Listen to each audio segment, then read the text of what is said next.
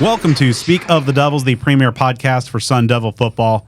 I'm Brad Denny with 3TV. And I'm Joe Healy with DevilsDigest.com. Joe, that was a hell of a way to start a season. Man, that's how you fire it up. That's how you activate the valley, so to speak. That win over Wyoming, we were going to break it down, of course, but it was incredibly encouraging. Brad and I, of course, picked a victory, but by one or two scores, something like that, thinking it was going to be a tight game, thinking it was going to be maybe a low-scoring game, relatively speaking. But the Devils came out from the very first play and completely dominated and controlled every aspect of the game and sent the Wyoming Cowboys packing and heading back to Laramie with a big Sun Devil victory to open up this 2024 slate for ASU. And I get that it's just one game.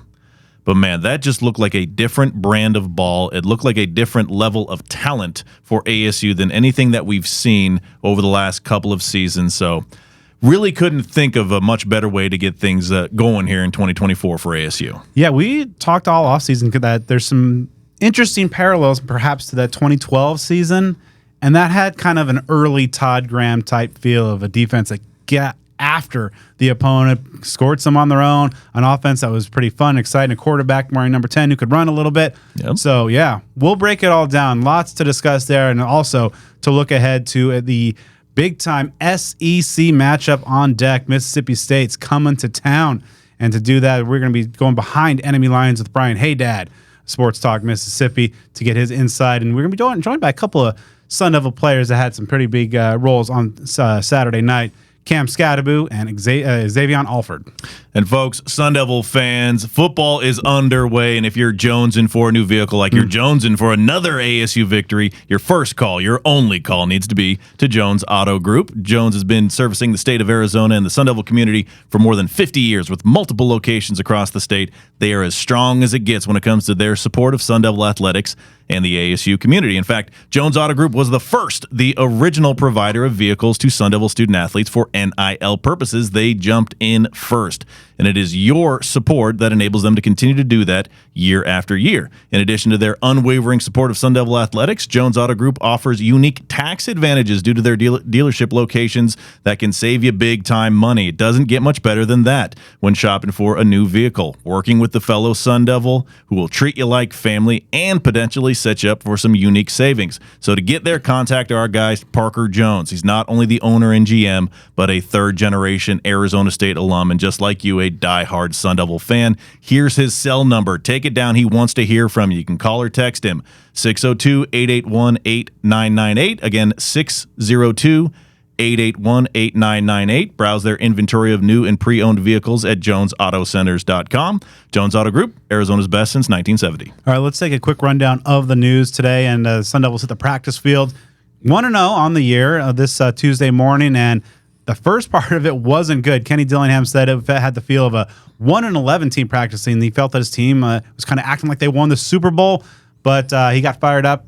Maybe some little bit of colorful language, but things got on track near the end of practice. But really kind of the big takeaway there, Joe, Raleek Brown, he was back to practice. He didn't do any team stuff today, but he was back in drills, looked good. Heading into last week, Kenny deemed him about 90%, so maybe a week later. And, this is a chance that ASU might be getting into kind of maybe a shootout, and having a guy like Raleek Brown might be help. Yeah, and first off, you love to see it as far as Kenny Dillingham, really staying focused and not letting anybody rest on their laurels or get comfortable or get cocky about things, and not getting caught up in statistics after week one, because there are a lot of week one champions that don't end up doing jack over the course of the entirety of the season. So that's the kind of focus that, again, you love to see, and the reactions like on social media, people are fired up about that part as well. Obviously, you don't want to see the practices be lackluster, but you like that sort of response. Getting Raleek Brown, my goodness, this could very well become such a spoil of riches, because if you looked at ASU against Wyoming, a team that had a solid defense, and the Devils were really imposing their will, especially on the ground, and there were several running backs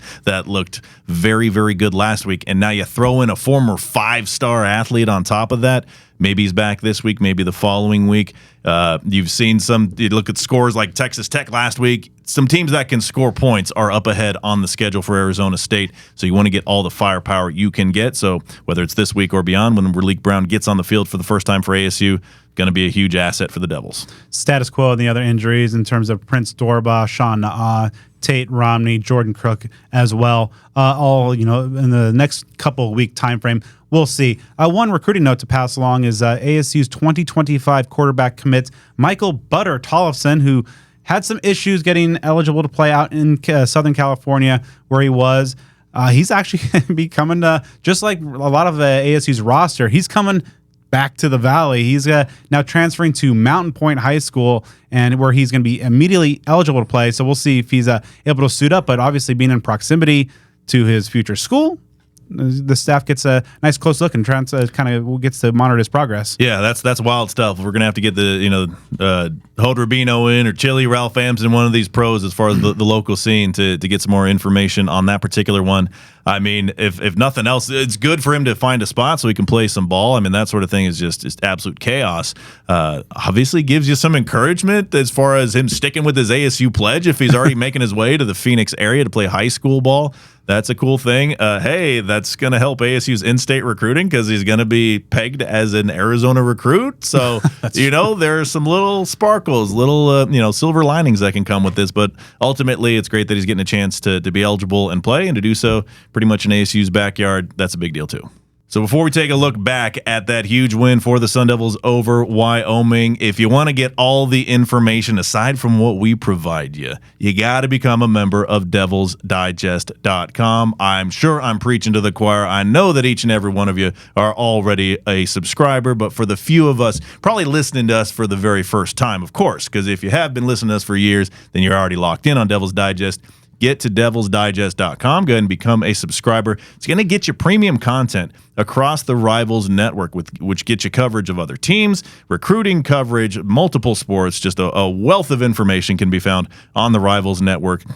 Of course, becoming a subscriber to DevilsDigest.com also gets you access to the Huddle, the message board, the insider view for Arizona State athletics. A great community there. So become a member, become subscriber, get part of the community at DevilsDigest.com. All right, Joe, let's do it.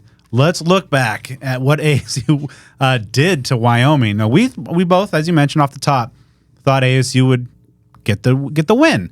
I thought ASU would win comfortably. I did not think they would just beat the living hell out of the Cowboys from the jump and just be unrelenting and come literally 2 seconds away from a shutout, which we'll get to maybe in a moment. But just that was some Todd Graham era, like that NAU opener type of feel, where it's just like, wow, this team is ahead of schedule. Yeah, I mean, that was one of the most dominant and complete games that I've seen from Arizona State. I mean, you probably have to go back maybe to the 2021 season. I know that Washington win 2 years ago with Trenton Bourguet and his coming out party there, that was a massive win. But as far as just a bell-to-bell tail whipping, I mean, a game in which nothing was ever even remotely in doubt.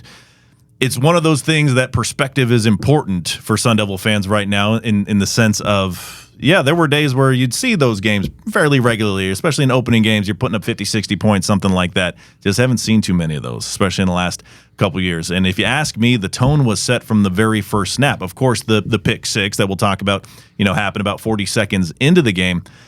But my eyes were open just from the very first snap. It was a real basic play, run play, I believe, by Wyoming, and Keyshawn Elliott, a stud, just showed speed, sideline to sideline, made a tackle, maybe for a loss, maybe for a short gain. Again, within itself, nothing too substantial, but that just set the tone. Like, that looked to me, I'm like, okay, this is a different team. This team has speed, they have toughness, they are aggressive, and then, I mean, it paid off, obviously, quite a bit throughout the course of the game, but there just was never a moment that there was even the slightest bit of doubt. And with all the flat-out bad football we've seen the last 2 years, my goodness, was that refreshing to see.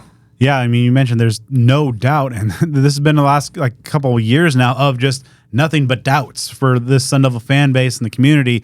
But to see a game like that, to win in the fashion like that, was just pretty eye-opening. Now, granted, we'll see. It's week one. A lot can change, and Wyoming might turn out to be the solid team we think. Maybe they're something less, but if they are indeed a bad team, this is what decent teams do to bad teams. Absolute domination. Let's start off with the defense. You mentioned it, Joe. overall 118 yards allowed, but 74 of that was on that garbage time drive at the very end, in which they picked up that touchdown 2 seconds away from the first shutout by an ASU defense since 2013. The 118 yards, even with that 74 yards of garbage time, was the fewest since the 2009 opener. So these are it's been a long time since we've seen a defense, and they played FCS teams. They played bad teams, but this was an impressive, as you said, bell to bell, but performance by the D. Yeah, I mean, if you just look at the numbers prior to that final drive that Wyoming had, for pretty much the entirety of the game leading up to that, or at least for a significant portion of the game, rather, Wyoming had more penalty yardage than they had total offense, which is just and I mean, they had a lot of penalty yardage, but they didn't have 150 yards of penalty yardage. You know what I'm saying? I mean, it was just Wyoming had nothing. I mean, they really had nothing, and this is. Again, not an FCS team, no disrespect to that level of play. And I know that the book's still out, the jury's still out. We'll see what becomes of Wyoming this year. But, I kind of put a little note on Twitter and Devil's Digest earlier today that this is the first time since 2007 that ASU has opened the season with a victory over an FBS team that had 9 or more wins the season before. Keeping in mind, Wyoming was 9-4 last year. Are they going to be 9-4 this year? Not really looking as such, but I mean that's not nothing. But yeah, it was very evident that Wyoming was rattled. They were taken out of the game at a very early point. They started getting these chippy penalties or ones that were just clearly born out of frustration, because I would imagine that they really thought they were going to come into Tempe and come away with the win. And based on, our predictions, my prediction, I felt like it was a little bit, maybe not 50-50, but 55-45. If that game would have been played in Laramie, I would have easily picked Wyoming to have won that game. So you just can't say enough about how prepared ASU was, and focusing on the defense. Just guys were just flying to the ball. And even though ASU was playing, without some pieces that'll be in the fold as the season progresses, there was just a lot of energy, a lot of swagger, but focus. The team didn't even get a penalty, I don't think, until the waning moments of the second quarter. I mean, it was just a very efficient level of play on both sides. Obviously, we'll get into the offense as well. But again, I'm not saying that you can crown him as national champion after this particular game, but it's just so encouraging compared to what we've seen in the last couple of years that it really makes you think that, okay, maybe this team can do some more than some folks, myself included, to give them credit for. But that's week one. Everybody gets excited week one. Colorado was a nationally ranked team 3 weeks into the season last year. We see how that went. So, it's something to certainly enjoy, to celebrate, but that next game's coming up. Joe, when did ASU get their second turnover as a defense last year? Did they have more than one against one? Was it the Washington game, or was it beyond that? Was that just the first? The first turnover of the 4 against Washington in week 7 was the second. It took ASU 4 minutes to do that this year. Yeah. 4 minutes. So, and then you look at those turnovers, 3 turnovers on the night. You have the pick 6 by Cyrus Fiaseu. You have another interception by Keyshawn Elliott. You have the fumble return touchdown by Justin Watley. Transfer. Not too shabby. So I think, I've talked about a little bit in the offseason, just the national media is seeing Badger transferred out, BJ Green transferred out. Probably most of them paid attention to Jaden Rashada transferring out. And we talked about how they didn't see who was coming in. Yeah. And some of these guys, and Ghost Rouser is a guy who really he laid some hat on a guy. Yeah, he laid some hat on a dude. Yeah. And so that's how he got his nickname. And he just appears out of kind of nowhere to lay these hits. But you look, and then Clayton Smith had a big sack. Elijah, just these newcomers that have been brought over via transfer by the staff are making big plays, and really just the front 6 was super impressive. I mean, obviously they kept the run game in check. They put the pressure on the quarterbacks, and really it was just kind of up until the literal last 2 seconds of the game. They pitched a shutout. Yeah, I mean it's unreal. If you look at the statistics, I mean, rushing wise, Wyoming had 40 net rush yards, 1.3 per carry. Passing wise, let's see, they had 78 yards on 20 attempts, 10 completions, just so very little. I mean, they only had 2 plays on the day that went for more than 15 yards. The longest one was a 23-yard completion.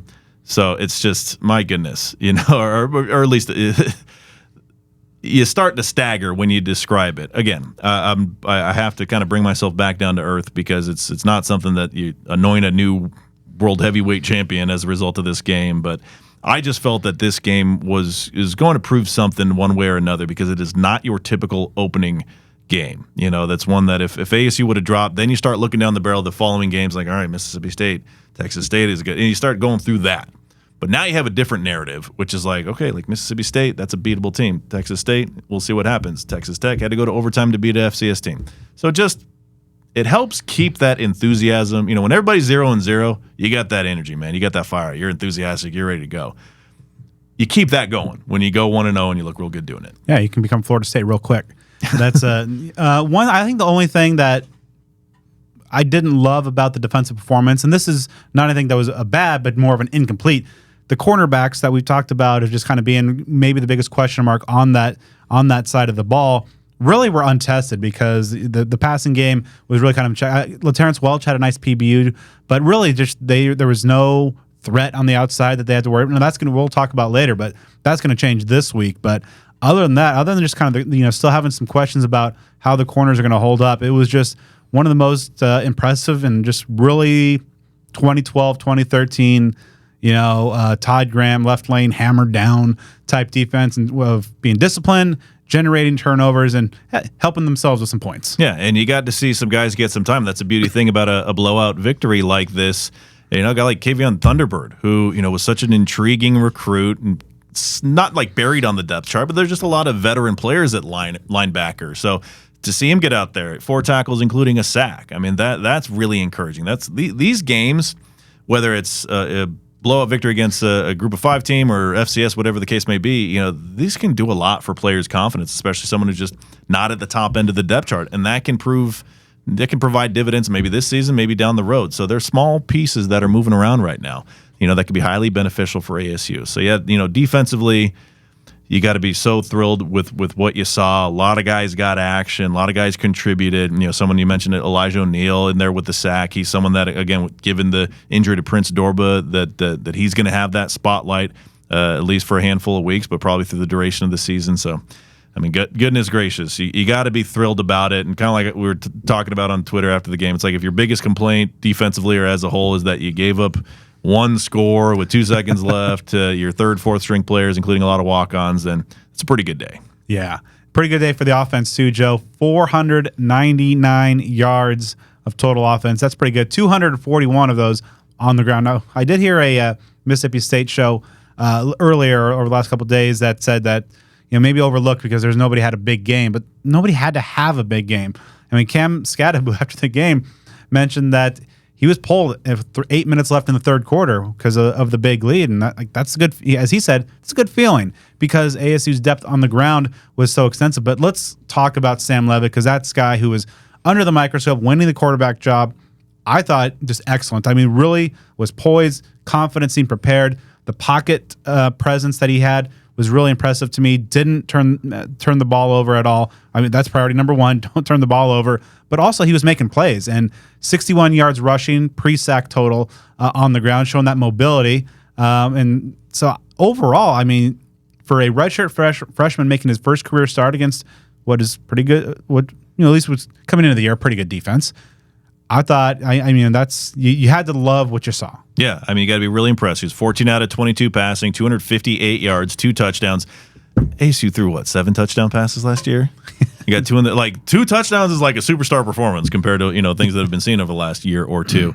Long as 68 yards, that was a great screen pass and run. But to Kyson Brown had the 2 sacks.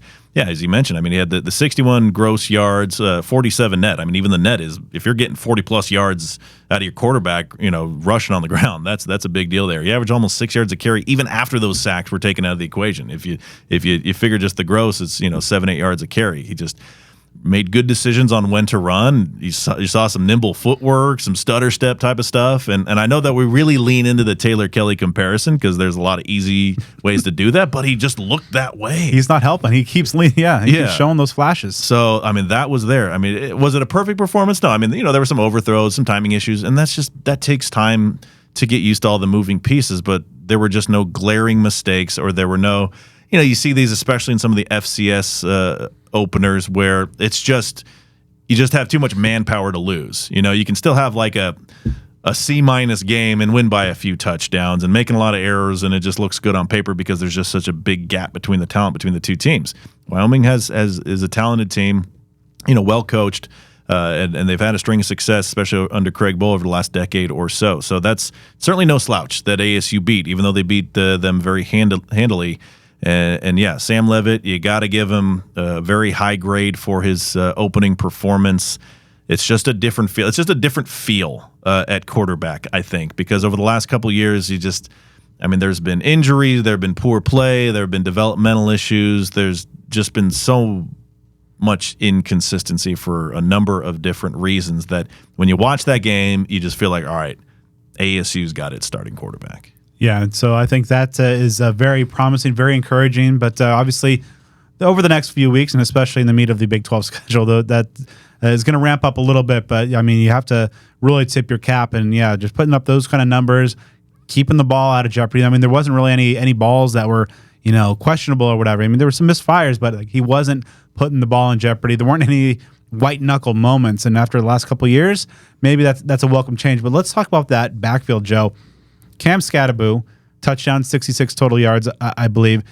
Kyson Brown coming off the, as the number 2 back, maybe 2A with DeCarlos, but having that huge 68-yard catch and run, showing off that speed. I believe one of the analytics sites out there had him over 20 miles an hour on that catch and run. That's something that we saw in practice. DeCarlos showing that power. Jason Brown in garbage time off the bench, the true freshman. He might be heading for a red shirt, but that's what we've seen in fall camp. You might recall there was a scrimmage in Mountain America Stadium a couple Saturdays ago where Kenny kind of praised about how his Jason Brown is in his balance, and it was impressive. That's exactly what we saw. In Ultima Castle got involved a little bit. We talked about Raleek Brown. Now, that explosiveness being added to the mix. That's just a bevy of weapons, and obviously you're putting up 241 yards rushing. A lot of times, it's you have the workhorse back who has 100, 150 in those situations, but no, it was well spread out, and as you mentioned, Joe, Levitt's in there as well. This is a team that wants to run, and 241 yards in a game, that'll do. Yeah, Cam Skattebo, 11 carries, 49 yards, didn't lose a single yard.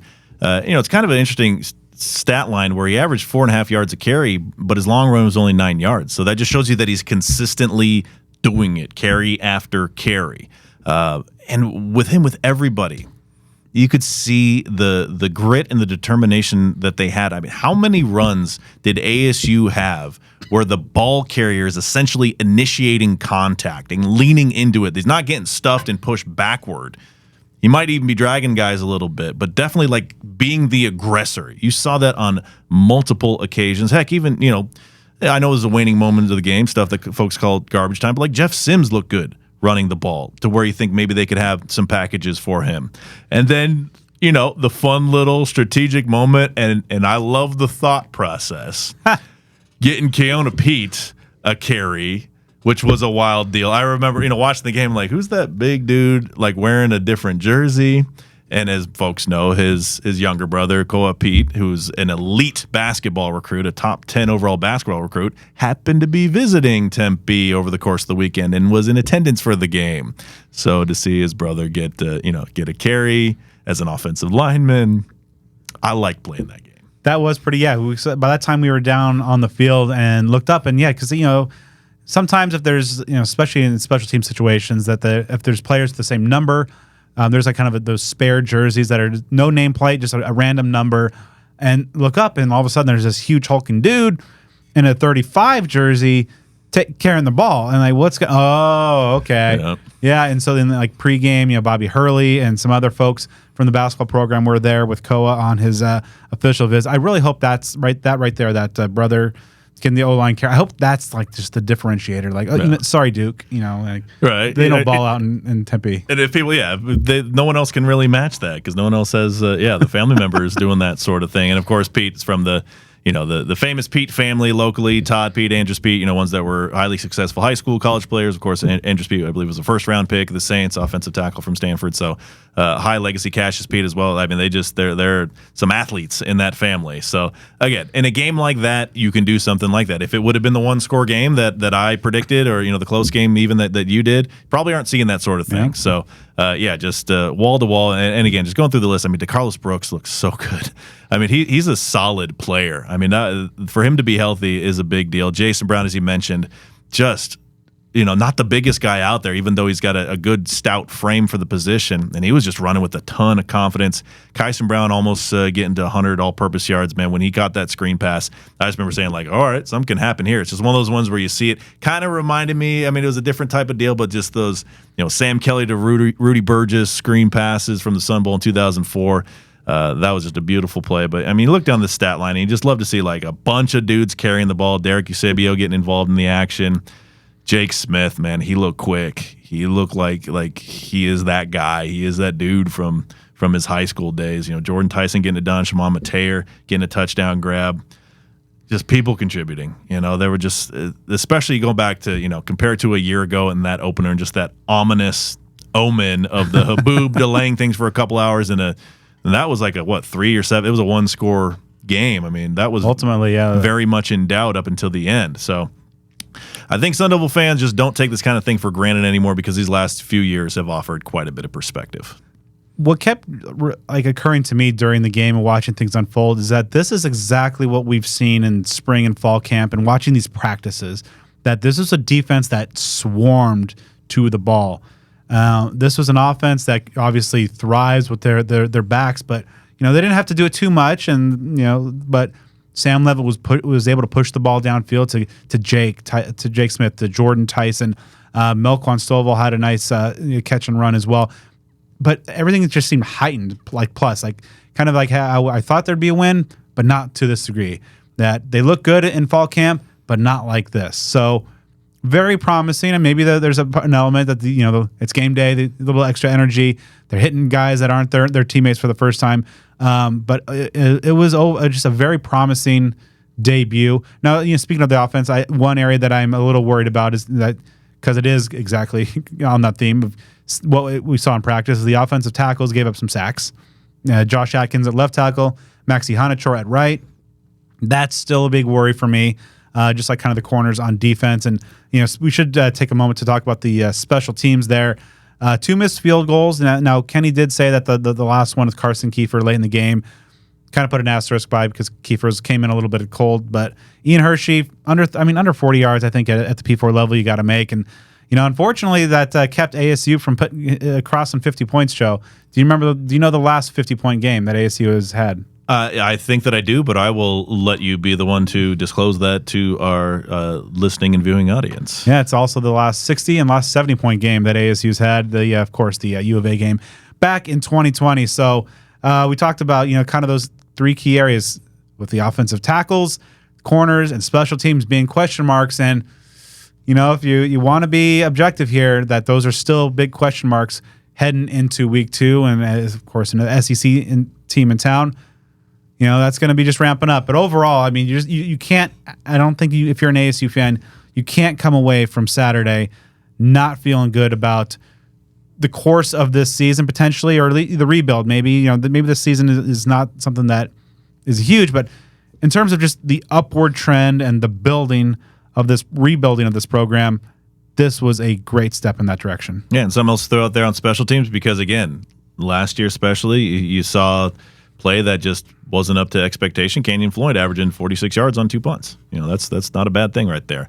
And they left some points on the board, no doubt, between the missed field goals and just some occasions where ASU got fairly deep into Wyoming territory and either settled for a field goal attempt that wasn't made or that was. I mean, ASU realistically, this is being just very greedy about things. They could have gotten to 60 points with relative ease. Just a couple things here and there. So yeah, I mean, as far as an opening game. Honestly, it's tough it's all things considered. If you're talking about just the way the recent past has been for ASU, an opponent that came in on the heels of a very good season, an FBS opponent that, has challenged or beaten some pretty solid teams, it is among the more impressive opening games for ASU that honestly I can remember. Because even if you go back to like the Todd Graham blowouts, of 60 to single digit, very impressive, but against FCS opponents. So again, 1-for-1, a very impressive ball game to get things started for ASU. But yeah, the special teams, the offensive tackles, those areas that we had the major questions about, we had the questions about them for a reason. And those were not miraculously solved in one game, so we will see what comes of that. I'm eager to see if maybe Parker Lewis ultimately becomes involved in the field goal kicking. So there are certainly, of course, still things to monitor, still things to be, somewhat concerned about. But week 1 in the books, very, very successful performance by ASU. So Sun Devil fans are definitely feeling that maroon and gold pride, and it's also a really great time to don some new maroon and gold apparel from homefieldapparel.com. Some exciting stuff that we renewing our partnership with the Good brand. So more information on that in the coming weeks. But also Saturday, Joe, was the first time in over 1,000 days that ASU safety Xavion Alford was able to play in a game. We've talked about his story so much, and he is such an essential part of this defense and also a critical team leader. He gave a fiery and emotional pregame speech as well. So just a really cool story to see him back in action and his talent. He's been waiting so long for this. So his first game back on Saturday night. So after practice, had a chance to catch up with Alford, talk to him about the emotions of the night and what it was like to ring that victory bell. Just ask Jake, get your feelings. What did it feel like being back on the field Saturday night? Man, it felt great. Obviously, 1,000 days coming out, first game, really it was a shutout, it really was a shutout. Honestly, it was just good just being out there, moving around, flowing, just getting back in that game, feeling. And I'm really excited for this week. I'm really excited just to get back out there. Like, I feel like that first game, I kind of got the jitters out, and it feel like I'm just back in season mode, too. So it was just a blessing to see Jake out there smiling, running around, catching passes over the middle, running fast, doing what he usually does. So just all the hard work and dedication, dark days that we put in last year in the weight room, every day coming out here like, man, we want a taste of it. Now we finally in it, so we just gonna try to keep building off of it. Your team opened a lot of eyes Saturday. Did they open your eyes? Were you surprised? Nah, my eyes been open on this team since I got here. I mean, I know the work. Like I told them in the pregame speech, like we put in all the work. Everybody in this locker room, we put in the work, so it don't matter what's outside the locker room, the crowd, lights, fans, anything. It's just about us executing on every play, and just having each other's back like we did all camp. We pushed each other all camp. Like this probably was the hardest camp I ever been through in the years I've been in college. So I was really excited to get out there Saturday and go full speed. And as you seen, like it was ugly for the other team, so we're just gonna keep building on that. You got to speak to the team before the game. Talk about how did that make you feel, and what did you tell them? I mean, it just made me feel like myself, honestly. A guy that hasn't played in 1,000 days, you kind of got to be a self-starter. So even when I'm talking to the team, I'm kind of talking to myself too, trying to get myself going. So I look at myself as a motivational and inspirational guy, with my story and everything. So I try to spread that amongst my teammates and light a fire under them to keep going, because at the end of the day, we all out there together. So I know we all got the same mindset that no matter what happens, good, bad, or ugly, we all gonna be all right. So you're out there taking that field for that first snap. And what are the emotions, as you're waiting for that ball to be hiked? Man, it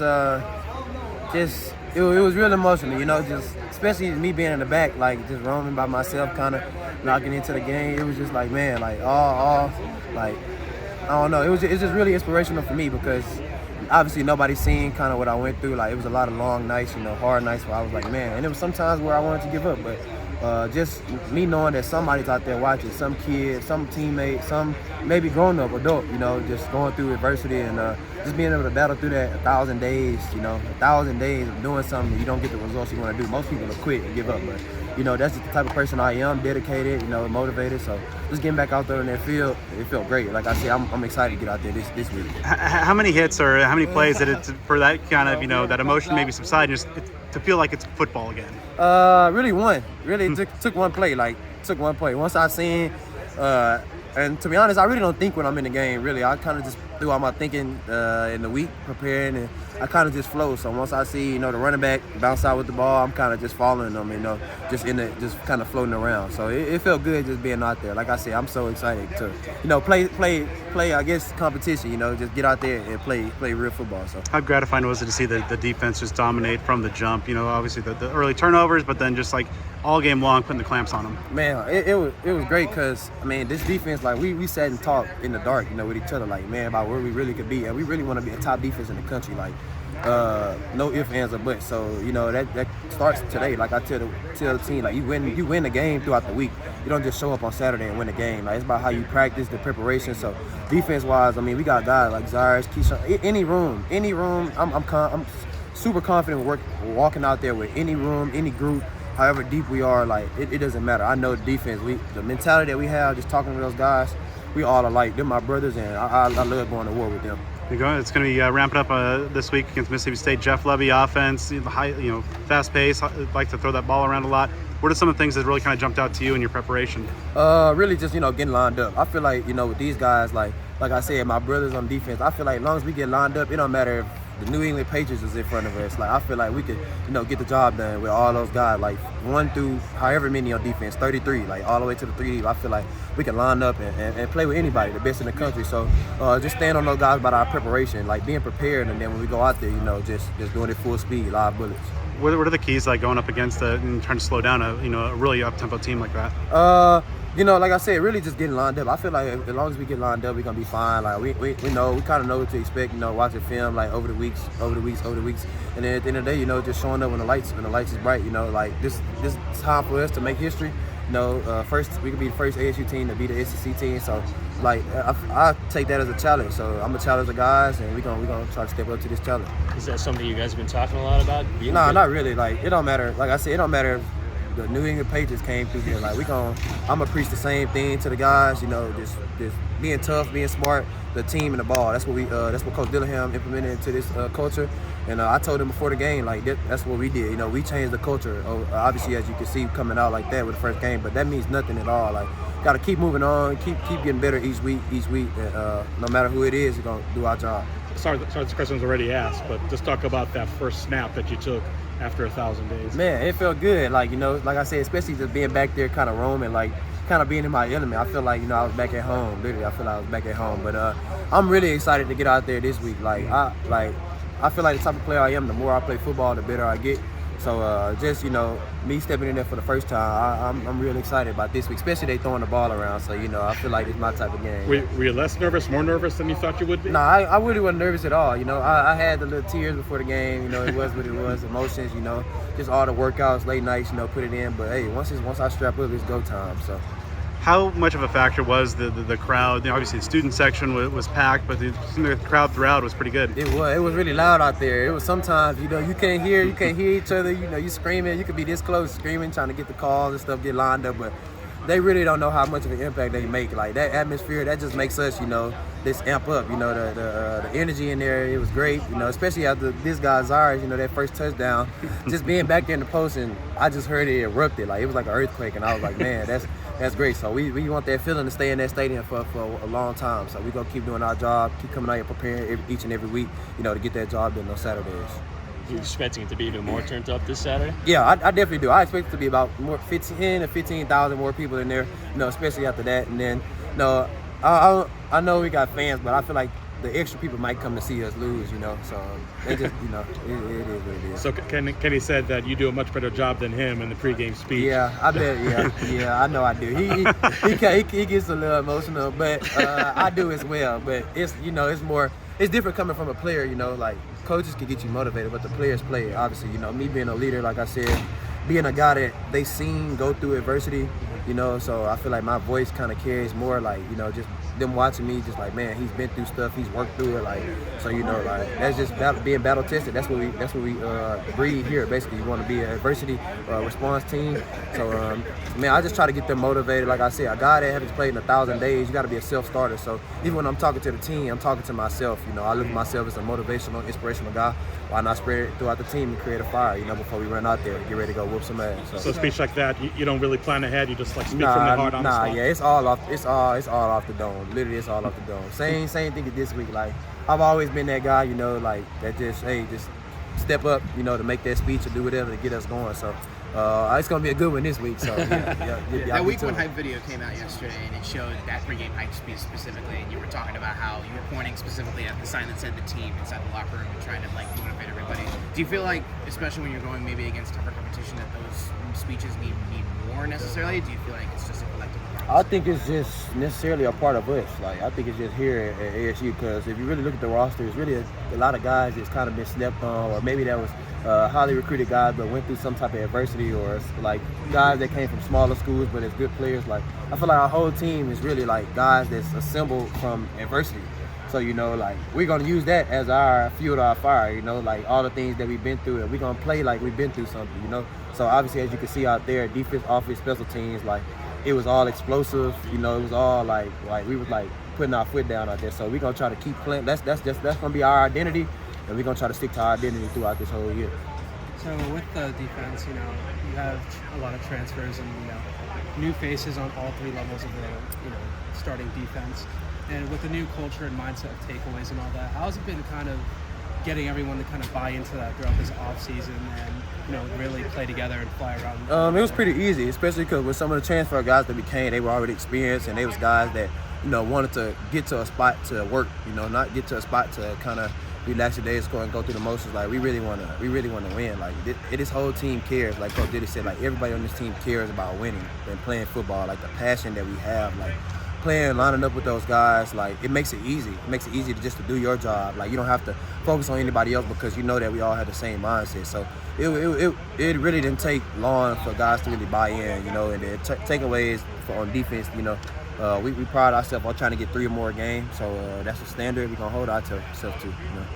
How special was it for you to get to ring that victory bell? It was very special. It was an honor. Just first game back, especially them choosing me. It was real special, and we plan on bringing it a lot more, this season. But it was a great honor for me, and I love these guys, I love the teammate, Coach Dinahan, I love the school, Tempe, everything, so it was just great. In just a moment, we're going to go behind enemy lines to talk about Mississippi State, but this one is for the homies. If you're looking for some fire food from a restaurant owned and operated by die-hard Sun Devils, make Burrito Express your local burrito joint. BE is a family-owned business that began in 1995 with a combination of authentic recipes, competitive prices, and a comfortable atmosphere. That all makes dining with Burrito Express a unique experience. You've seen their passion on Twitter. You've seen how incredibly active they are in supporting Sun Devil student-athletes with a multitude of NIL deals. So it's safe to say, if you're part of the Sun Devil family, Burrito Express is a business well worth your support. And, oh, by the way, the food is top tier all the way. Nowadays, they've got 7 Valley locations, 2 in Gilbert, 1 in Mesa, 1 in Chandler, 1 in Scottsdale, a Tempe location near Kyrene and Elliott, and that ASU location near Rural and University, just about a half mile from Mountain America Stadium. They're open 7 a.m. to 3 p.m. Monday through Friday, while some locations are open as early as 6 a.m. during the week, and they're open from 8 to 3 on Saturdays and Sundays. You can order online at theburritoexpress.com for pickup or delivery, and be sure to give them a follow on Twitter and Instagram at BurritoEXP and on TikTok at BurritoExpressAZ. Joining us now for this week's Know Your Enemy segment to give us an inside look at the Mississippi State Bulldogs is Brian Hadad of SuperTalk Mississippi. Brian, thanks for coming on the show. How are you tonight? Doing well. Are we going Rage Against the Machine, Know Your Enemy, or are we going Green Day, Know Your Enemy? The initial genesis was initially Green Day, but actually, now that you bring up the Rage, yeah, I mean, that might be a better fit. I think that would be a better fit. Yeah, I agree. So going back just a little bit, obviously, it's been a couple years now since the tragic passing of Coach Mike Leach. Right now, obviously, for some coaching changes, but, what is the lasting impact of that Coach Leach, his time there, his legacy, and perhaps his passing has had on this program to this day? With Coach Leach, I think that the legacy was one of Mississippi State fans are eternally grateful, might be the way to put it. I don't know, that we got to be a chapter in the book of Mike Leach. This is a man whose career kind of was bigger than the sport itself at times.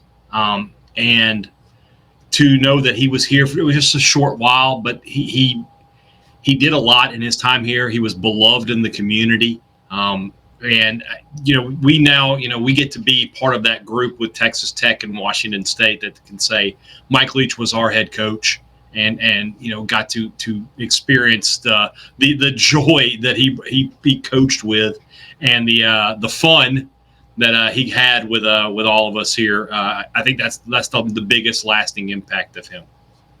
Of course, Zach Arnett was then elevated to take over the program under those, very trying circumstances. Obviously, last year didn't end as anybody had really hoped out there. What were some of the really kind of the factors that led to Coach Arnett being removed after 10 games? I knew Zach Arnett and covered him as Leach's defensive coordinator for 3 seasons, and he was a fiery, intense guy. You watched him coach on the sidelines, and he was very into the games. And you watched him as a head coach, and you saw a guy who he looked like he was just watching the game at a bar and really wasn't that into it. I mean, it didn't seem to be the same person. And talking to him at press conferences, the change in him from defensive coordinator to head coach, he was almost like he was trying to play a head coach in a movie, and it just didn't work. He wasn't ready for the jump. He wasn't ready for the big job.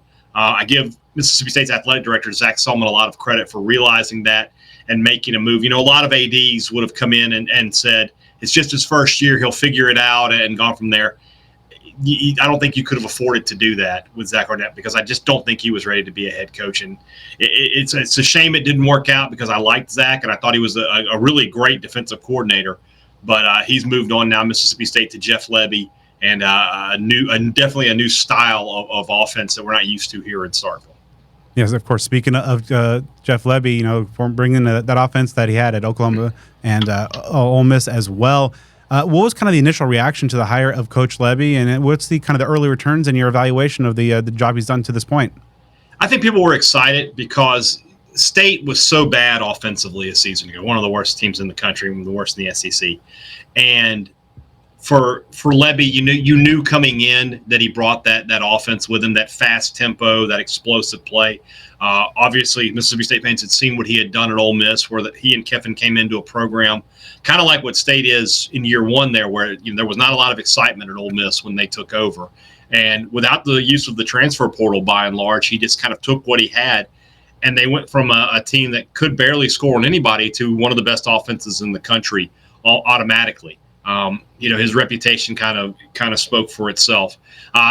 Through one game, he's delivered on what he talked about. State was incredibly quick on offense this past Saturday. They scored the first touchdown a minute and 4 seconds into the game, and that was on a 3-play drive. So they got 3 plays off in 64 seconds. That's pretty impressive. Offensively, I thought that State they looked completely different. They looked organized. They looked like they knew what they were doing. Shapen looked like he had complete control of the offense.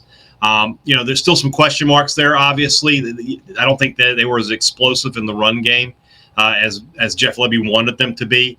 But by and large, I thought for the first game, Mississippi State looked like a Jeff Lebby coach team, and Blake Shapen looked like a Jeff Lebby quarterback.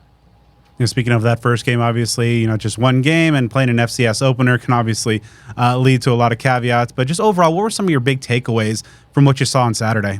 Yeah, I said all week last week that if you take anything away from a game with an FCS team, it's probably bad. So for Mississippi State, there weren't a lot of takeaways. I thought they looked pretty much the way I had predicted them to look throughout the offseason. I thought offensively they moved quick.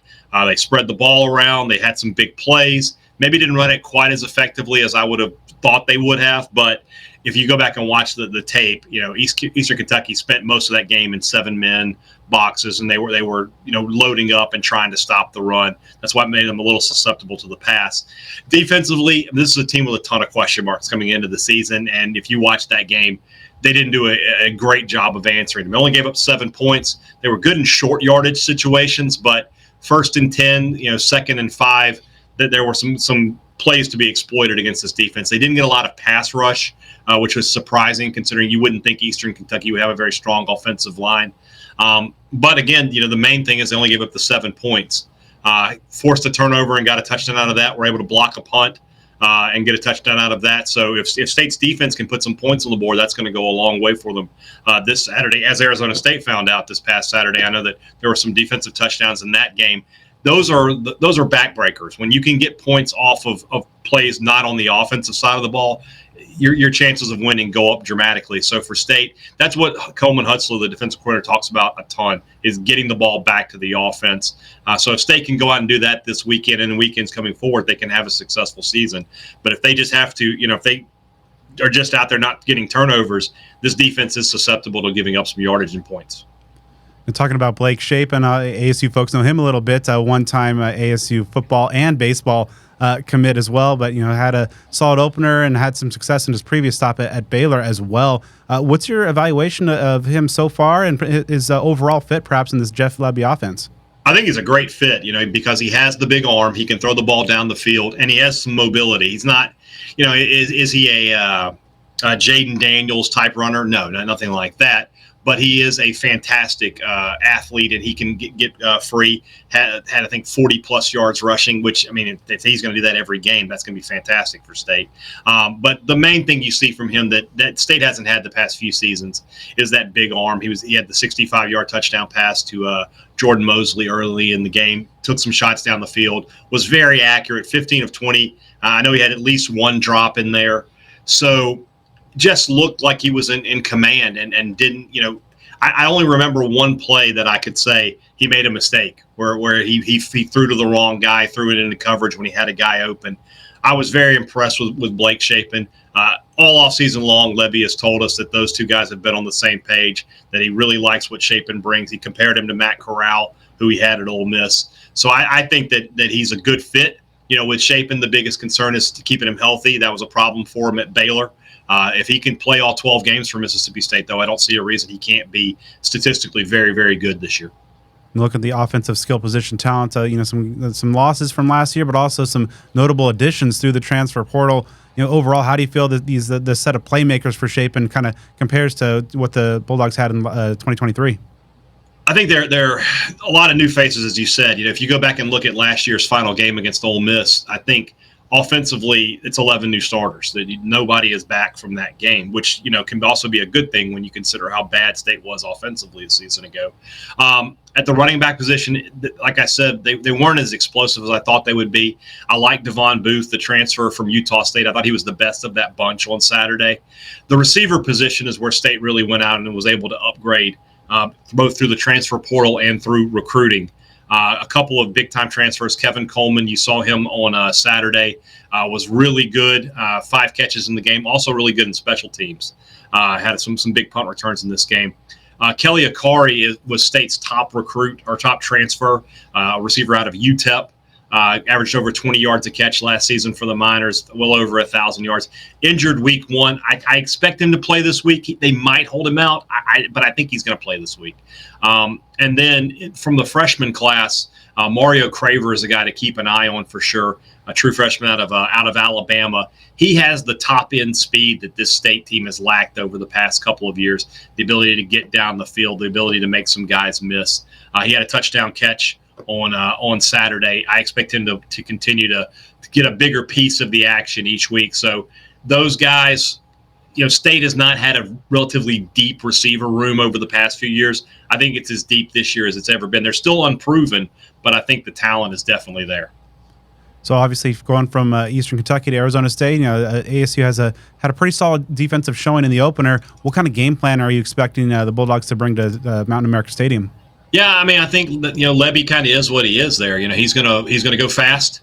He's gonna run tempo. He's gonna want to run the football. I think people have this misnomer about his offense and sort of by definition Lane Kiffin's offense over at Ole Miss that it's more of a passing offense. It's not. At its heart, it's really a run first offense, and they get those big passing plays because teams load up the box to try to take away the run. So State's got to find some more consistency in the run game. I think they were averaged near 6 yards a carry last week, but that's kind of skewed. They had an end around go for 41 yards. So that if you take that out, it's probably closer to 5 yards per carry. I know Lebby would rather have that around that 6. And then in the passing game, continue to spread the ball around a little bit. And we'll see if Akari can come back. I think he's a big difference maker for Mississippi State. And then Shapen, what does he give you in the run game? Last week, he was very good in the run game. I thought he could have done a better job of protecting himself. But at the same time, I always feel like if you tell football players, hey, be careful out there, that's the one-way ticket to getting them hurt. You got to let them go out there and do what they want to do. So I think State can have success offensively against this Arizona State team.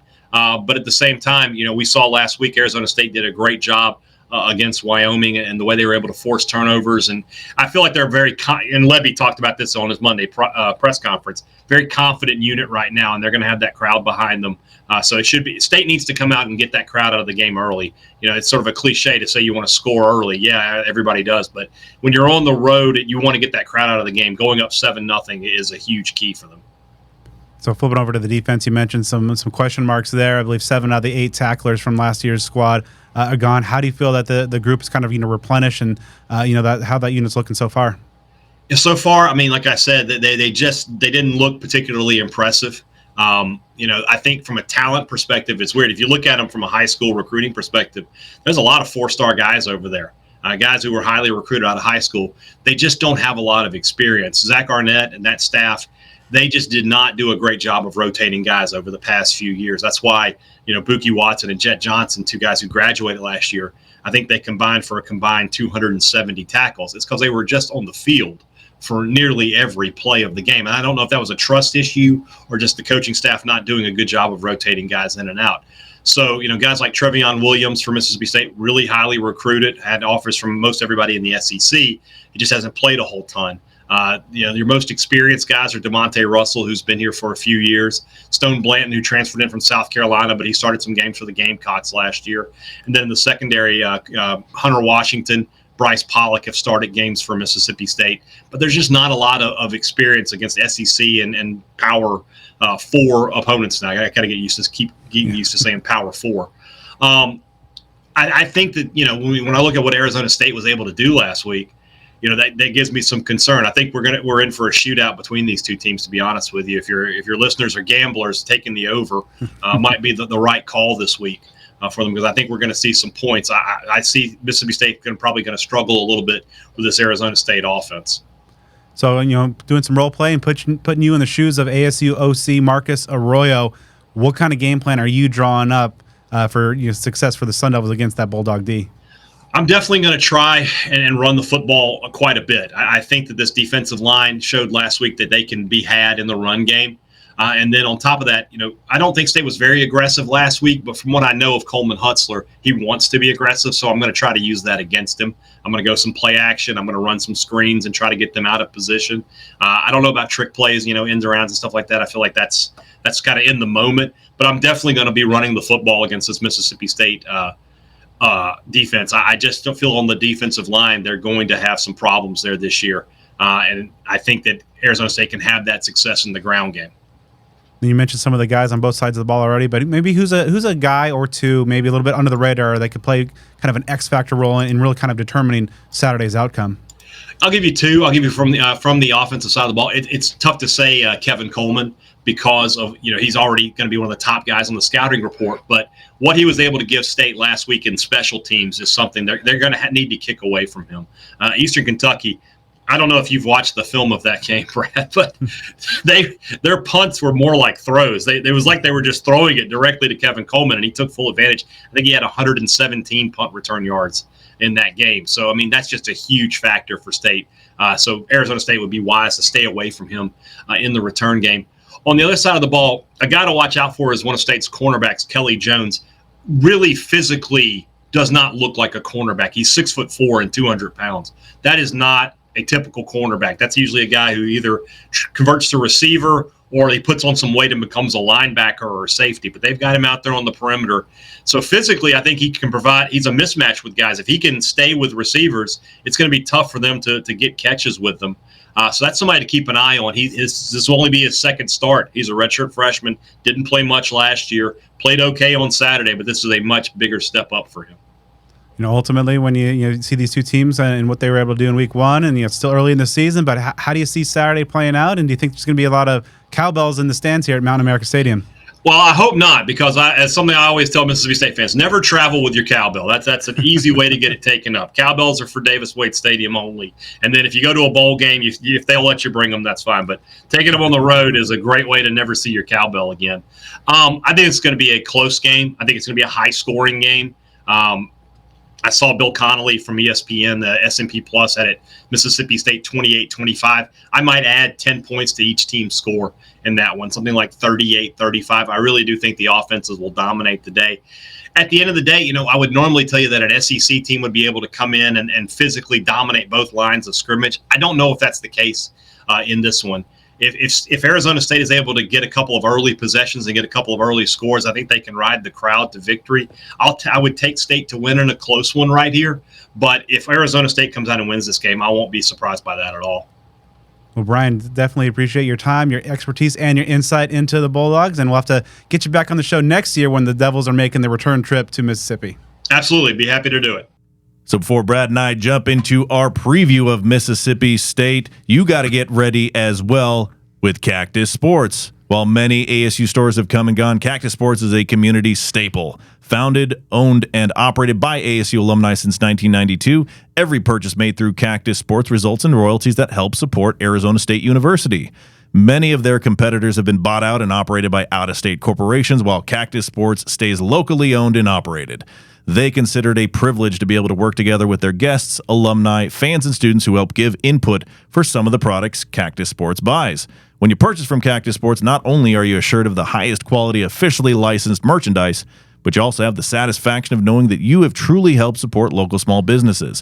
Cactus Sports is located at 514 South Mill Avenue in Tempe, open from 10 a.m. to 8 p.m. Monday through Saturday, and Sundays from 10 to 6. You can also view their full inventory and shop online at cactussports.com with free domestic ground shipping for orders of $75 or more. They also feature items such as the Iron Devils line. You know that's the one that I love, and that Activate the Valley line that includes a donation from every purchase to ASU's Sun Angel NIL Collective. And, of course, they're a retail partner of another sponsor of ours, Home Field Apparel. You cannot beat that. Locally owned and ASU alumni operated since 1992. Shop at Cactus Sports and think local, buy local, be local. So now, Brad, that victory opening night over Wyoming, that means quite a bit, right? But I reckon that when it comes to this game coming up on Saturday, it just means more. There it is. The Bulldogs coming to town, SEC football, brothers and sisters, coming into Tempe to see what ASU has, to see what this Sun Devil team is all about. A lot on the line here, a lot of intrigue, a lot of folks looking at this game and saying, all right, I'm happy about that opening win against Wyoming, but I'll wait to see if ASU's for real, to see what they do against Mississippi State coming to Tempe. Yeah, and a lot of folks externally are taking note of the ASU victory over Wyoming because I believe as of this recording, ASU's a 6.5-point favorite. And that went up. I think it was only about a field goal to begin with. Yeah, -3, and then now, it's almost encroaching on a touchdown. So maybe people are starting to realize that they were sleeping on the Devils a little bit, but this is a Mississippi State team that, obviously not a whole lot of expectations in year one of new head coach Jeff Levy, but this is still an SEC roster. I mean, there's a lot of very talented guys. For those folks who like the recruiting rankings, a lot of blue chippers on this roster. So this is going to be a significant step up in opposing talent for the Devils. And this is the first time in nearly a decade that ASU has played an SEC opponent. I know people are hearing a lot of narratives about ASU versus the SEC all time, and they might be kind of questioning it a little bit, but I got the logic for you. I got it all figured out if there's still question marks, because we're hearing about ASU's never beaten an SEC team.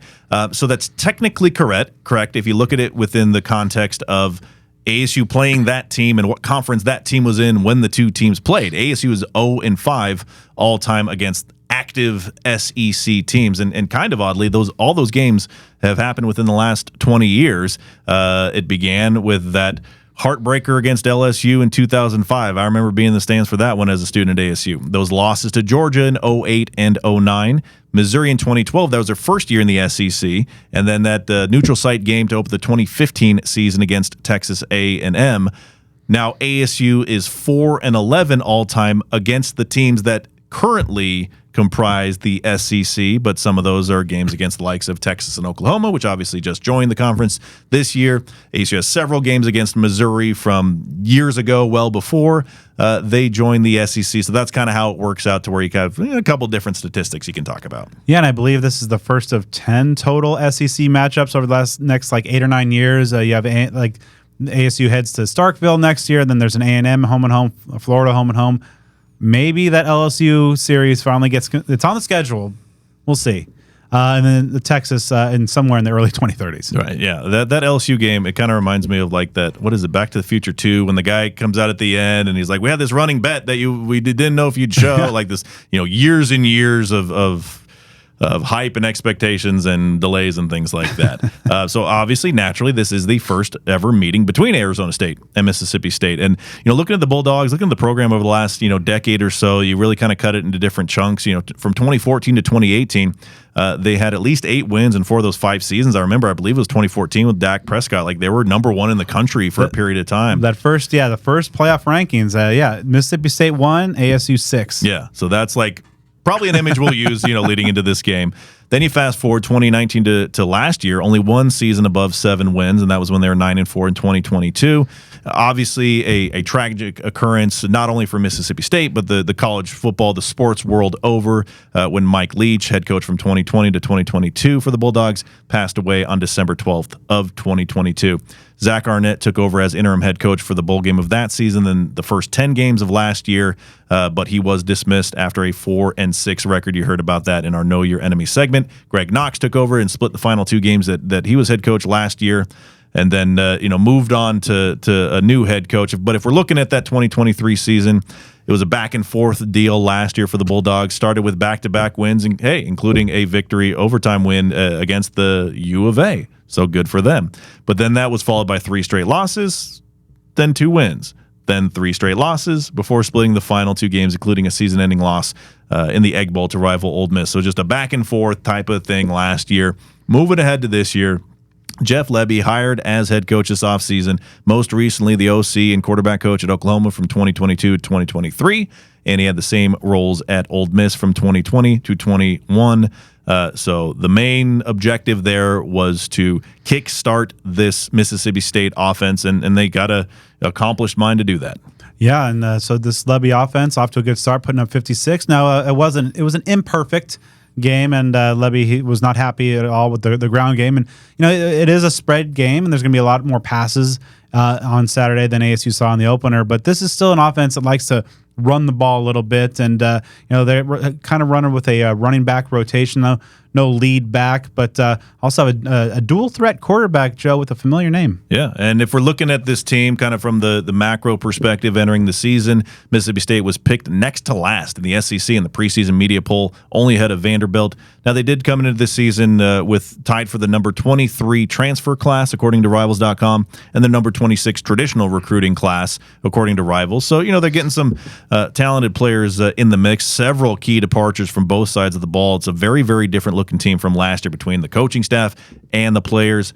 56-7 win over FCS Eastern Kentucky last week. A lot of similarities between these two teams and how they won their games. Mississippi State jumped out to a 14-0 lead in fewer than 4 minutes into the game. Had a 35-7 halftime lead. Outgained Eastern Kentucky 450-295.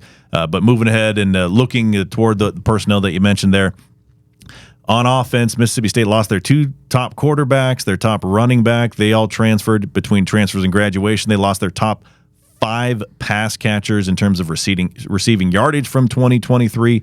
So a lot of guys out the door and a lot of new pieces into the fold. And getting to that quarterback you talked about, Blake Shapen, some of the semi-long time followers of recruiting know that name, recognize that name.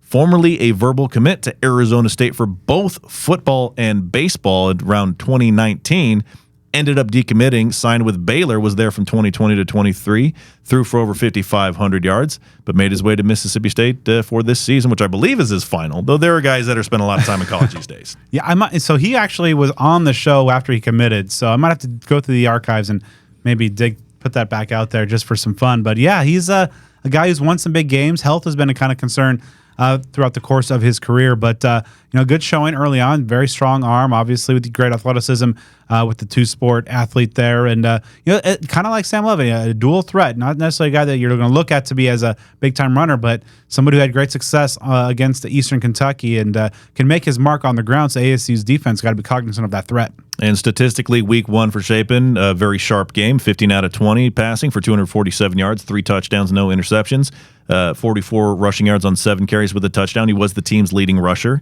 At running back, Kevon Lee ran 9 times for 40 yards. Davon Booth, 8 carries for 39 yards and a touchdown. So again, as you alluded to, and as was the case for ASU, and is often the case in these blowout week 1 wins, a lot of guys like single-digit carries, but they had someone's that performed fairly well, maybe not quite to the level of ASU. As you mentioned, the run game is something that they were looking for improvement in, but you're going to see 2 quarterbacks that at least after 1 week, now Chapin obviously has much more experience than Sam Levitt, but looked efficient, looked effective, took care of the ball, and also ran the ball.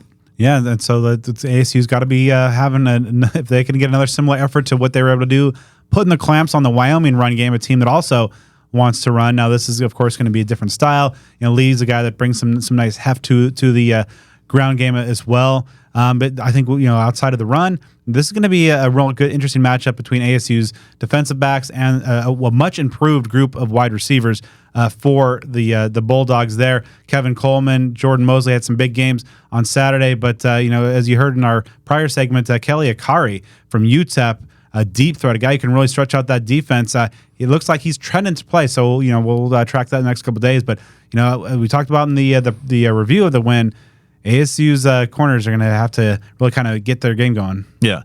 Jordan Mosley, 5 catches, 104 yards and a touchdown last week.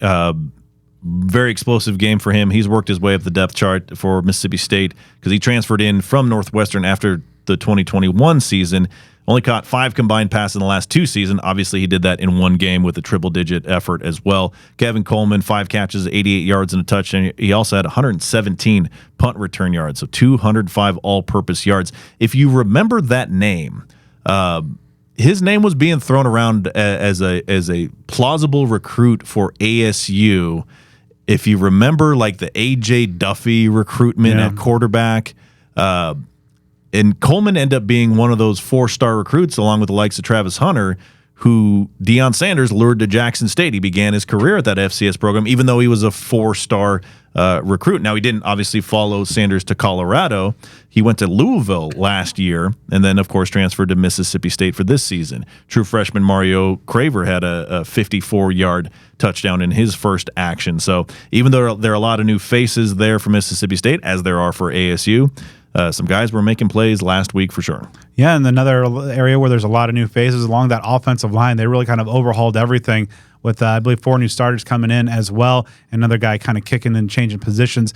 So I think that's going to be real interesting to see. ASU's front 6 had some big-time success. And, of course, with Elijah O'Neal and Clayton Smith and, the backers and, what Brian Ward likes to dial up, maybe kept things a little vanilla, maybe keep some things close to the chest that he's going to deploy on Saturday, because I think this is an opportunity. If ASU really kind of wants to slow Chapin and the Mississippi State aerial attack down, I think they have the personnel in order to do that. Yeah, and so ASU is going to be facing an experienced, accomplished quarterback, some playmakers on offense. This will be a test for sure. Now, flipping over to the defense, man, between graduation and transfers, Mississippi State lost 7 of their top 8 tacklers from 2023. Bulldogs had 3 total players drafted into the NFL draft in 2024. All 3 came from the defensive side. They have some wild stats. If you look at things from last year, they had 2 players with 130-plus tackles. That is nuts. Like, if you get to 100, and they played 12 games. They didn't even go to a bowl game. That's wild. One of them, the team's only first-team All-SEC pick, defensive back Nathaniel Watson. I mean, this dude is just an absolute beast. Defensive back, 137 tackles and 10 sacks. This is like David Fulcher type stuff, and he's a big dude, but he's gone. Corey Ellington, he's the team's leading returner in terms of tackles and sacks. He had 66 tackles and 2 sacks last year. Saturday last week in the first game of the season, free safety Isaac Smith led the team with 11 tackles and a pass breakup. Brandon Jennings and Zachary Tillman each had 6 tackles. Elijah Cannon had a 51-yard pick 6. As a team, they had 4 TFLs, 2 sacks, 1 blocked kick. So there are a lot of questions to be answered on defense for Mississippi State, and this is going to be an area where ASU really needs to take advantage and try to control the pace of the game, especially on the ground, and then, of course, with efficient play from Sam Leavitt. Yeah, Mississippi State lost a lot up front. I think the ASU can continue their success. I mean, they might need another 200-plus yards on the ground. They, as you mentioned, can kind of control the tempo of the game, but also just, some of their best playmakers offensively are really stacked in that backfield. But, they do, I will say that, they brought in some interesting players through the transfer portal to bolster that Bulldog defense. And Stone Blanton, which, is just a great linebacker name, but an accomplished guy from South Carolina, kind of in that middle of the defense. So you might be seeing a lot of Stone Blanton and Cam Skattebo getting acquainted on Saturday night. And before we jump into our keys to the game and our scoreboard predictions, you already know a key to being a Sun Devil fan is eating food at Spaghetti Shack, which, of course, as you know by now, not just owned and operated by Sun Devils, but by a former Sparky the Sun Devil. The Spaghetti Shack is a community-focused to-go pasta concept started right here in Tempe, Arizona by 5 lifelong friends. They serve a menu starring spaghetti, meatballs, garlic bread, and a few other fan favorites. They make it their mission to provide quality, affordable food as quickly as possible so you can spend less time cooking and spend more time with your loved ones. They offer a variety of Italian-American options for you to choose from, whether you want to pick one of their delicious options or build your own shack by choosing the amount of pasta, type of sauce, and protein. They have options for anybody and any family. They have 2 locations, one in Tempe at 6340 South Rural Road near the intersection of Rural and Guadalupe, which is open every day from 11 to 9. And for those up north, they have that Pine Top Lakeside location at 592 West White Mountain Boulevard, open daily from 11 to 8. You can follow them on Facebook, Instagram, and TikTok at The Spaghetti Shack, and on Twitter at Spaghetti_Shack. So, Brad, is this huge matchup with an SEC team? Again, a lot on the line because the difference for ASU and starting 1-1 versus 2-0, I think, is going to really tell a lot for this season. What is your first key to this year ball game? ASU is going to need to control the tempo on both sides of the ball, or at least adjust the tempo as best they can. Offensively, we talked about, continuing to hammer away at the Bulldogs with that run game. But really, I think the biggest tempo issue is going to be on the defensive side, because this Jeff Lebby offense, as he's done, they are up tempo. They like to run a lot of plays very fast. And ASU got a very deep defense. They have talked all offseason long. They don't have a starting 11. They have a starting 22. So there's a lot of rotation, but you're probably gonna need that rotation to keep these guys fresh, because the Bulldogs are going to get after you, and they're going to be running a lot of plays quick. So you got to be ready for that onslaught in that tempo. Now, we don't compare our notes or anything like that, but I had one. It's control the pace on both sides, as you mentioned. ASU showed the ability to run the ball with some ferocity and aggression last week. You keep that going, and you milk that clock, and you keep their offense off the field, and in the process, you move yourself down the field, score some points.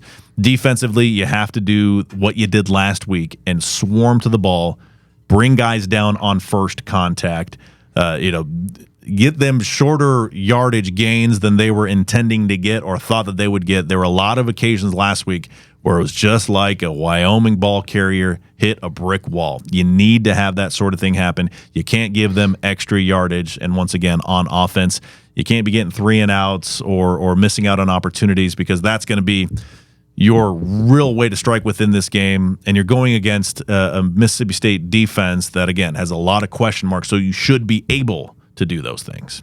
All right, my second key is have those cornerbacks be ready. They need to elevate their game. They need to kind of step up, because they're going to be throwing that ball a lot. And this is going to be an offense that likes to run the ball, but I think this is going to has the makings of a shootout. And there's going to be a lot. There's going to be some points scored on Saturday night. And ASU's corners, we still have some questions. I'd like to have some of those questions answered. Keith Abney, Javen Robinson, LaTerrence Welch, Rodney Bimage, the true freshman, is going to be his biggest test early in his career, but you got to see those guys kind of step up. I feel pretty good about what we're going to see from the safeties. Shamari Simmons at nickel, Kamari Wilson, and Xavion Alford at the safety spots. But those cornerbacks, as we talked about, there's a number of quality wide receivers. They might be getting some reinforcements back as well. So those corners got to be ready. The second one for me is don't lose the quarterback battle. And I worded it that way intentionally. Not saying you have to go out and win the quarterback battle between Sam Leavitt, Blake Shapen. Just don't lose it. Sam Levitt doesn't have to go out and throw for 350 yards and 5 touchdowns. But he can't throw for 50% completion rate and 3 interceptions and a fumble or 2 or something like that. With ASU's strength being on the ground, play to that, feed into that, and then feed off that. Play action, take advantage of those opportunities. You just can't have you can't have the quarterback be a liability. Of course, as we talked about, incredible grade across the board for Sam Levitt in his first career start, but it is still his first career start. So you can't have him out there under the lights, what hopefully is a big crowd at Mountain America Stadium, playing an SEC team in a game, again, that a win could give ASU tremendous momentum that it just simply hasn't had in the last couple of years. You don't need to go out there and try to be Superman. Rely on your running backs. Just don't make mistakes. He'll make his plays. I'm confident of that. Again, just when the game is over, don't have the side-by-side comparison of the quarterback say, yep, that one is the reason that team lost the game. All right, my final key is at that third phase of the game, special teams. I did not necessarily like what I saw in a couple of key areas. You can't be missing those field goals. Sub 40 at this level, I feel, should be automatic. Ian Hershey's a solid kicker, so we'll see if he can elevate that to be a good kicker. And to do that, you got to be able to consistently nail from 38, from 28, from 45. This is a team in a season that's probably going to have some tight margins, and ASU just can't afford to lose points like that. Canyon Floyd at punter. Now, he had a good net average, but he had that one where ASU had an opportunity to pin him deep, and maybe it was the first game and first punt jitters, getting a little extra energy, kick that one into the end zone. Now, granted, Justin Watley made sure that that was kind of rectified pretty quick with 2 good plays and taking it for a defensive touchdown, but Canyon Floyd has a strong leg and the ability to kind of flip that field. That's something ASU sorely lacked a year ago. So just all around, I think you need to clean up the special teams a little bit. You have Parker Lewis on those kickoffs, strong leg. You should be able to rifle those for touchbacks. But I feel pretty good about the returners. But I think for the specialists, and when you have those field goal opportunities, you got to convert, especially sub 40, and you got to be able to flip that field or pin the opposing team inside the 10 every chance you get. My third and final key, it's an important key no matter what, but especially on the heels of the Tuesday practice for Arizona State. You got to stay focused, continue to attack. Heard the comments from Kenny Dillingham about not being thrilled in any capacity with the Tuesday practice. You can't get ahead of yourself. You can't get arrogant by a large margin victory in week 1. You got to just clean the slate and focus on the team at hand. But you need to attack. Continue to do what you did defensively. Just go after it. Pin your ears back and just fly like they were. When you're running the ball, make the tackler regret tackling you. And some of the guys were doing that. So they have the ability, obviously, to do that, but it's imperative that the team stays focused because one way or another, I think this game is going to really determine a lot for ASU for the entire course of this season. All right, I guess it's time for our predictions. I'll start things off, and I kind of, off your final point there, I think this has some interesting narrative implications. Now, I think in the grand scheme, a win or a loss is not too terribly important in like the rebuild of Sun Devil football, but I think right now you have an opportunity. You've got some excitement coming off the big, relatively surprising win over Wyoming, and especially the fashion that it was. You got people excited. You got the student section that was near capacity, near a record size. So I think there's some excitement that ASU needs to take advantage of, and I think they're going to come out. They always play better at home, and they always are able to kind of, come up and maybe clip an opponent that they shouldn't.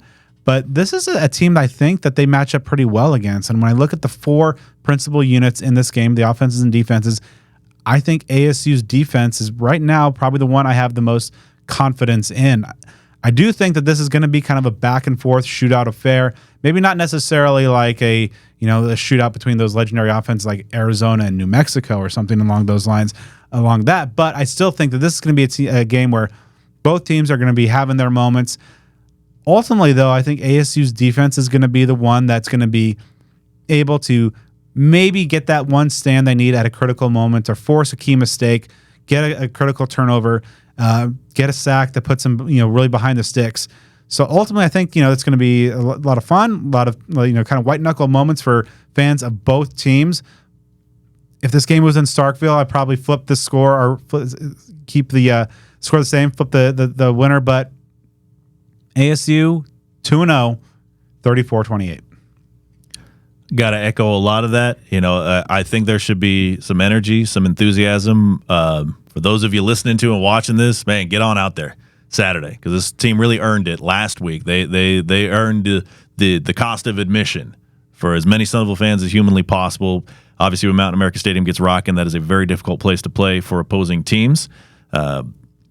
ASU seems to have very good fortune against visiting teams from power conferences. I mean, we know the whole deal with the Big Ten. Now, granted, that's a different climate than the Southeast, but there is something special about ball being played in Tempe when there's some momentum on the side of the Sun Devils. Really looking for Sam Leavitt to have this, kind of be the game that might, kind of get him on the map a little bit.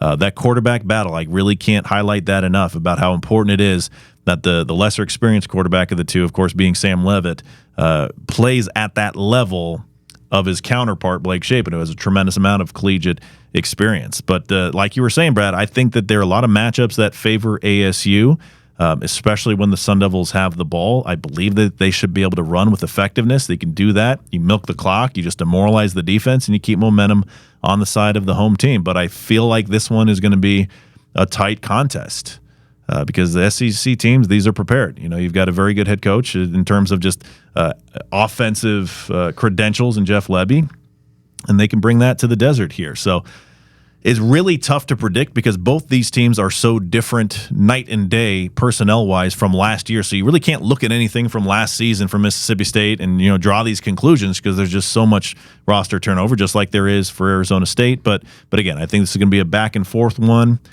But the Sun Devils make it out 2-0. A little bit different score from Brad, but not too far off. I'm calling 31-24.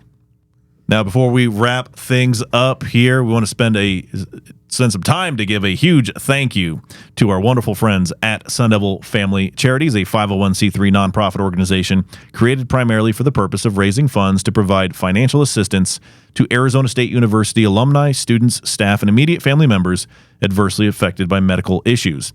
Their SDFC Cares program allows qualified individuals to request financial assistance by completing an application and submitting verification of medical expenses, which are evaluated by their Patient Services Committee. SDFC Cares is the flagship program through which Sun Devil Family Charities provides financial assistance to qualified applicants, individuals and their immediate families who have an affiliation with Arizona State University and are facing financial hardship due to a serious health or medical condition are encouraged to submit an application. Monetary donations are always appreciated and support those in need due to an unexpected medical condition.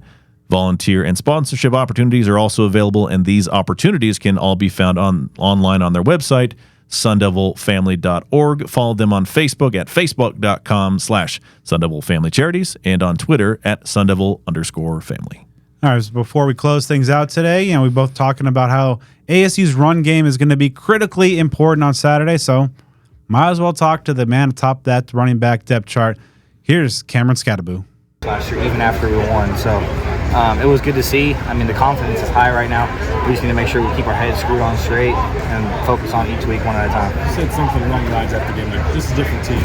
You guys saw it, I felt it, and kind of all that. Just, how nice was it to see that, to know that you guys have turned that page and things are truly different? Yeah, I mean, it was beautiful. I mean, we executed on all cylinders. Defense, I mean, just like last year, played their butts off, and offense finally got it going. We had a lot to work on coming out of last year, and bringing Sam in and bringing Jeff in and having guys that come in and fulfill those shoes and being able to make plays. Number 10 did a great job, and I mean, you see the difference now. What's it going to be like to build on that? I mean, we're here to play, we're not going to be here to take lightly.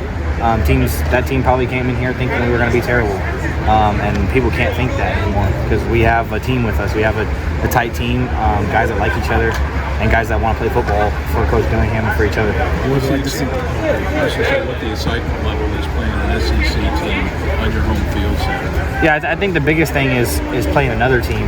We get the opportunity to play another team, no matter who it is. We played the Mountain West team last week, like we were playing an SEC team. So we're ready to battle against whoever we play, and we're hoping that whoever steps in front of us, we can defeat and take on. How did you grade Pete's carry, the offensive? Oh, all right. We had talked about that. I'm gonna no comment on that one. And then the student section here, it's going to be a rowdy crowd. That's not going to be like set a record probably. Almost setting a record last week and then potentially doing it this week. That'd be awesome. The more we win, the more people are going to show up, and with all the students coming and 14,000 fans come out, just them alone, brings a loud crowd to the roar. Loud roar to the crowd. So, I'm excited to hopefully break it, and if we do, then congrats to them. We still got more games to play, so let's keep going. Seeing the rest of the guys in that running back room really kind of contributed. Kyson and DeCarlos getting in the end zone as well. Jason even doing some good things. Well, how did you see your evaluation of the rest of the running backs? I told you in spring ball, I told everyone in spring ball that we have 5 guys in that backfield that can play football. And even now with Jason Brown in there, that kid can play. He's not scared of nobody. He's athletic. He can play football. He's a good ball player. Just developing and getting those guys out there is just the biggest part. And they all played great. Sip did an excellent job coming in. DeCarlos, great job. You can't really downplay any of them. They all touched the ball 5+ times, and they all did something with the ball. So I'm super happy for those guys and super excited to see what they're going to do in the future. You made a comment after the game that it was kind of nice, getting out in the third quarter on a positive note and just having guys that can maybe help you carry that load. What kind of impact do you expect to have that as kind of the season and the grind wears on? Yeah, it's huge because taking the ball 30 times a game and taking 300 snaps a game or 300 snaps a week in practice, and then going out in the game and taking 100 snaps, it's hard on your body. So having those guys not only in the game but in practice is huge because we're all rotating. Everybody knows what's going on. Everybody's getting the hang of things, and it's huge having those guys because they're here for me and I'm here for them. What do you think that win on Saturday night kind of said maybe to people that maybe were a little skeptical about the Sun Devil team? We're 1-0. I look at it as 0-0. That was a Mountain West team.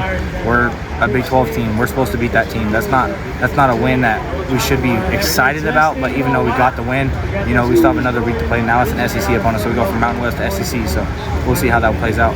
What jumps out to you in your early preparation about this Mississippi State defense? They're big.